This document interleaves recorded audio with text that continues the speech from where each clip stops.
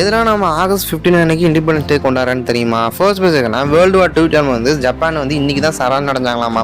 அதை நினைவூட்டுற விதமாக Lord mount மென்டன் வந்து பல மோதல்களை தாண்டி இன்றைக்கி தான் அமைதியான நாளாக அமையுது அப்படின்னு சொல்லிட்டு ஆகஸ்ட் 15 அன்னைக்கு இண்டிபெண்டன்ஸ் டே வேணும்னு சொல்லி கேட்டு வாங்கினாராமா. சாண்ட்பேஸ் பாருங்க. சாண்ட்பேஸ்னா 1947 இந்தியா வந்து ஆகஸ்ட் 15 அதாவது இன்னைக்கு வந்து மிட் நைட்டில் வந்து சுதந்திரம் வந்து பெற்றாங்க. ஆனால் ரவீந்திரநாத் தாகூர் வந்து சுதந்திரத்துக்கு முன்னாடியே ஜனகணமன அதாவது நம்மளோட நேஷனல் ஆண்டத்தை வந்து எழுதிட்டாரு. ஆனால் அதை அஃபிஷியலாக அடாப்ட் பண்ணது என்னைக்குன்னா ரிப்பப்ளிக் டே ஆனால் 1950 ஒரு நாளைக்கு முன்னாடி வந்து அஃபிஷியலாக அடாப்ட் பண்ணாங்க.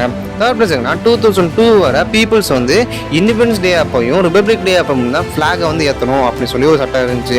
அதுக்கப்புறம் நவீன் ஜிண்டால் அப்படிங்கிற ஒருத்தர் வந்து தன்னோட சட்ட போராட்டத்தின் விளைவாக வந்து கொடியோட சின்ன சின்ன சேஞ்சஸ்லாம் பண்ணி இந்தியாவில் இருக்கிற பீப்புள்ஸ் வந்து ஒவ்வொருத்தரும் எங்கே வேணால் எப்போ வேணால் கொடியை வந்து ஏற்றிக்கலாம் அப்படின்னு சொல்லிட்டு ஒரு தனிப்பட்ட உரிமையை வந்து வாங்கி கொடுத்துருக்காரு.